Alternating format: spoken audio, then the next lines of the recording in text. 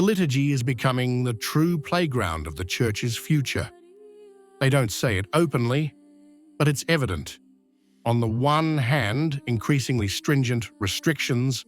On the other, faithful who no longer accept being subjected in silence. It's a tense, subterranean debate that touches the very heart of faith. And the inevitable question arises, can we still do something, or is everything already written?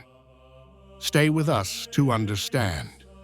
For some time now, without solemn communiques or sensational decrees, something has begun to move in the heart of the Church. It is not a declared change, it is not a new council, and yet many faithful have the clear sensation that the ground beneath their feet is no longer the same. Decisions arrive silently, often in the form of simple letters, diocesan provisions, or pastoral instructions that seem to concern only a parish, a chapel, or a liturgical detail. And yet, upon closer inspection, the pattern that emerges is different. The future of entire communities is decided no longer simply by ideas or doctrinal documents, but by the very concrete reality of the altar and the way we approach the Eucharist. It is there, between a prie-dieu removed or defended, between a Mass moved to the margins or kept at the center of parish life, that a decisive game is being played out today. A game that few openly name, but which many have now learned to recognize. It is in this suspended atmosphere that, in the space of a few days, two apparently unrelated episodes occurred. Local, almost ordinary events, which nevertheless attracted the attention of many observers. Not because they were sensational, but because they seemed to respond to the same logic, the same undercurrent that now runs through ecclesial life. The first episode occurred in the Diocese of Knoxville under Bishop Mark Beckman. On November 25th, a letter addressed to the faithful and priests arrived. It was written in a polite tone, but contained passages that left no doubt. Beckman claims to have received guidance from the Dicastery for Divine Worship, which asked him to personally review the direction established by Pope Francis in Traditionis Custodes. He also writes that he spoke with the nuncio, Cardinal Christophe Pierre, who confirmed that the motu proprio remains the normative guide. Then comes the decisive sentence. According to the bishop, from the indications received, it emerged that the Holy Father's desire is that we move in the direction of re-establishing the Novus Ordo. And immediately after, he adds, current indications show that Pope Leo XIV does not intend to abrogate Traditionis Custodes, which remains the definitive guide of the universal Church. The practical measure was immediate. The traditional Mass was removed from all parishes and relegated to a single monthly celebration in the chapel of the Benton Retreat Center, far from the ordinary life of the diocese. The text speaks of communion of the Church, but the result on the ground is clear. What until a few weeks earlier had been a stable part of the faithful's lives is being pushed to the margins. For many, it seemed like direct confirmation. Pope Leo XIV does not intend to open spaces for the traditional Mass, and the dioceses are beginning to adapt.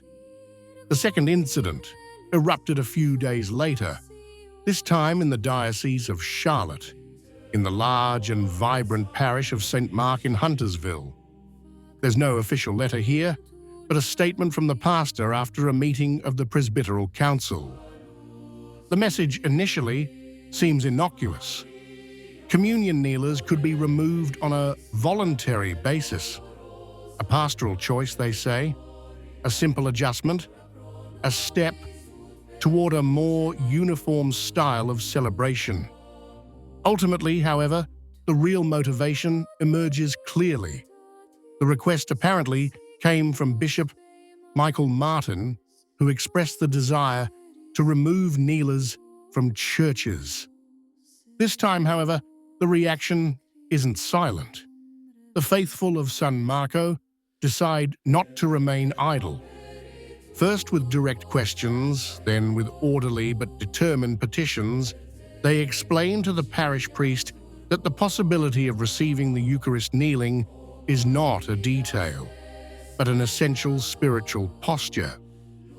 And something no one expected happens. After days of discussion, the parish priest announces that the kneelers will remain. No removal, no modifications, no transition phase. The community made its position clear, and this time, the voice of the faithful carried weight. The result is the opposite of Knoxville.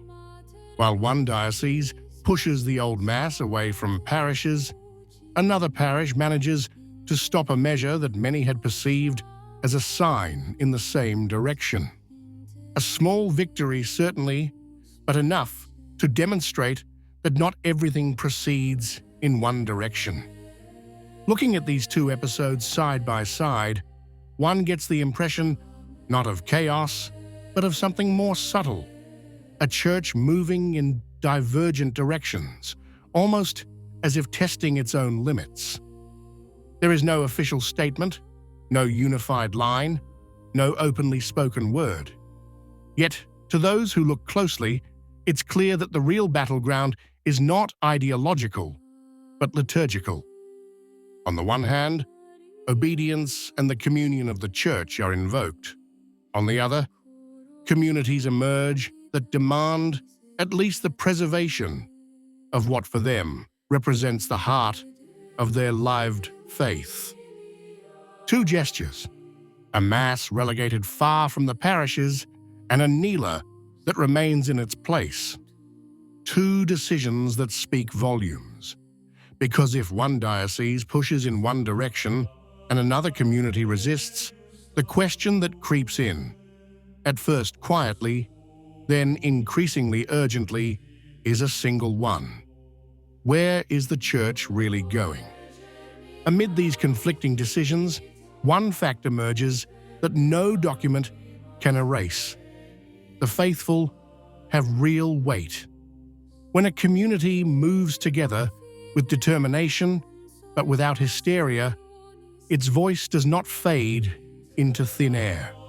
Even when everything seems already decided, even when the direction appears imposed from above, recent history demonstrates that the response of God's people can still change the outcome of what happens in churches, in celebrations, and in the very way of living the faith.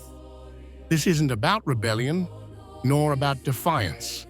It's about preserving what has shaped generations of believers. The message is clear, even if no one will say it openly. When God's people speak with one voice, something moves. If you feel the need to rediscover the peace, beauty, and depth of authentic faith, let Gregorian chant accompany you. Visit Fides et Traditio. You'll find voices, prayers, and sounds that bring the heart back to the silence of God. Find the link in the description. What do you think? If you liked the video, comment Amen. God bless you.